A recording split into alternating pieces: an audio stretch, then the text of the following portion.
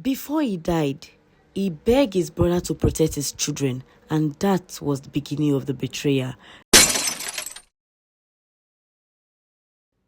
In a vibrant city of Lagos, lived the Chigozie happy family, successful and accomplished. Mr. and Mrs. Chigozie were blessed with two beautiful children, Emeka, who was their 3 years old, and little Ada, just a year old. They were born into comfort and lacked nothing. Ejiofor, Mr. Chigozie's younger brother, was their only surviving sibling. He was a frequent visitor in their home and shared in their joy, almost like a second father to their children. One breezy Sunday morning, the family prepared for church. Laughter filled the house as Mrs. Chigozie dressed the children. Emeka ran ahead excitedly and climbed into the car, while his mother carefully carried Ada and seated beside him. But the church service was powerful, filled with songs, prayer, and what many describe as miracle. The family left feeling grateful and renewed, but on their way home, everything changed. A speeding truck lost control. The collision was sudden, violent, metal crashing, glass shattered. The crash was devastating. Passerby rushed to help, and soon, ambulance carried the family to the hospital. Doctors worked tirelessly, doing everything they could to save them. But it wasn't enough. Mr. and Mrs. Chigozie didn't survive.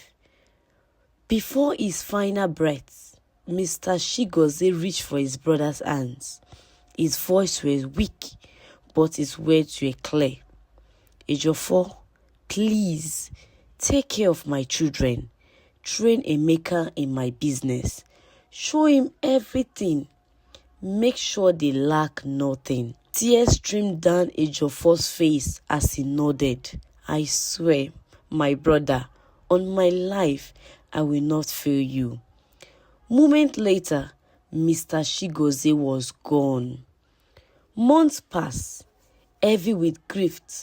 The couple lay to rest, and the ones leaving home felt quiet. Life began to take a different path. Ejiofor moved fully into his late brother's house. He took control of the businesses, attended meetings, signed documents, and made decisions in the name of the family. To outsiders, he appeared devoted, a man honoring his brother's last wish. At home, he cared for Emeka and Ada.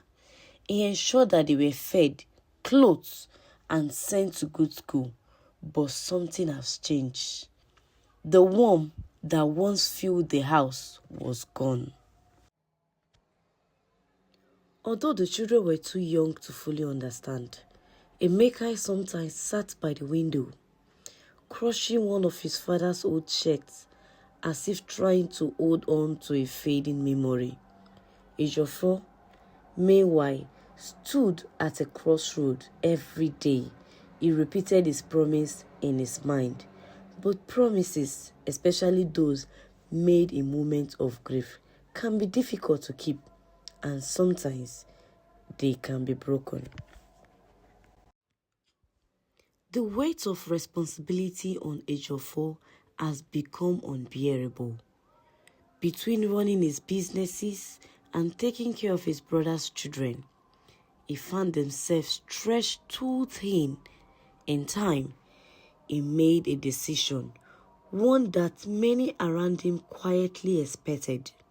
He would take a wife, someone who could help bring balance to his life and care for his own. It was how Obiangeri came into his life. Obiangeri was everything one could hope for. Beautiful, gentle, and warm-hearted. From the moment she stepped into Ejiofor home, he embraced everything that came with it. Emeka and Ada, his children, were not hers by birth, but she loved them as though they were hers. She respected her husband deeply and honored his wishes, creating a peaceful home where laughter and unity strive. Even the nanny, who had been with the family since Emeka was born, found comfort in Obiangeli's kindness. There was no rivalry, no tension, only cooperation and shared care for the children. For a while, everything seems perfect. But there was one silent struggle Obiangeli carried in her heart. She longed for a child of her own. Months turned into years, and still nothing happened. Whisper began to grow in the background. At first it was low, then louder. 4 long years passed before her prayers were finally answered. She became pregnant. Joy filled the household. Ejiofor was overjoyed. The children were excited, and Obiangeli felt a deep sense of fulfillment she has waited years for. It seems like the beginning of a new chapter. Sometimes, happiness is only calm before the storm. Months passed, and Obiageli gave birth to a healthy baby boy. They named him Ugonna. The house was filled with celebrations. Friends, relatives, and well-wishers came from far and near. There was food in abundance, drink flowed freely, and laughter echoed through the compound. It was a day of joy, one that seems to seal the family in love and unity. Months passed, and Obiageli gave birth to a healthy baby boy. They named him Ugonna. The house was filled with celebrations. Friends, relatives, and well-wishers came from far and near.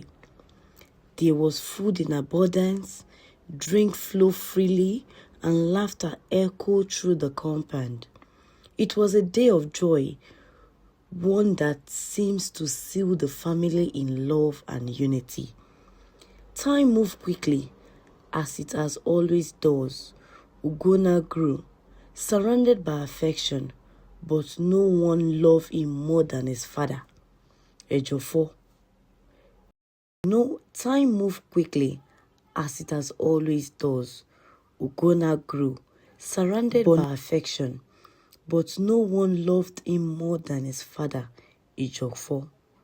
World began to revolve around his son. He spared no expenses, no effort. Ugonna could have everything he wanted. If the boy laughed, Ejiofor laughed louder. If he cried, the whole house stood still.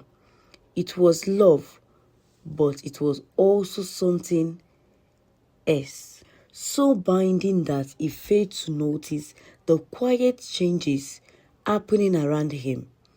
The warmth that once existed between him and Emeka began to fade. Ada noticed it first, but said nothing. Emeka felt it the most. One evening, as Ejiofor returned from work, Emeka approached him with the hope in his eyes. "Father, I want to learn the business," he said. "I want you to guide me."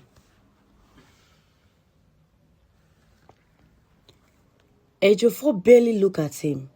"Focus on your study," he replied shortly. "There will be time for that later." But later never came. Emeka worked hard, days after days. He pushed himself through long hours and little reward. Frustration grew slowly like a fire that refused to go out. Ada, a sister, got married and began her own family, moving on with life as best as she could. Back home, Ugonna grew into a fine young man. Under Ejiofor careful guidance, he was trained into the family business. Unlike the favoritism that raised him, Ugonna turned out disciplined, focused, and diligent. In time, he rose to become the head of the business, the one everyone respected. Yet, inside the house, Obiangeli never stopped reminding her husband of the past. You made a promise, she would say. Do what is right. But Ejiofor always pushed it outside. One day, the old nanny found Emeka.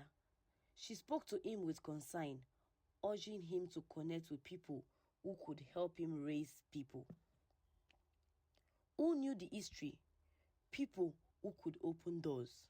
But Emeka shook his head. I will make it my own way, he insisted. And so, he continued alone.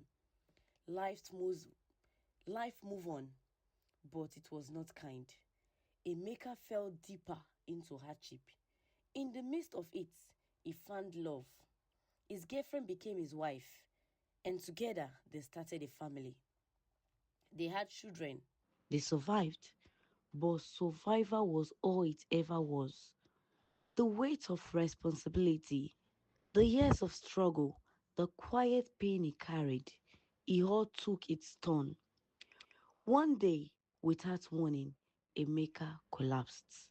A heart attack, and just like that, he was gone.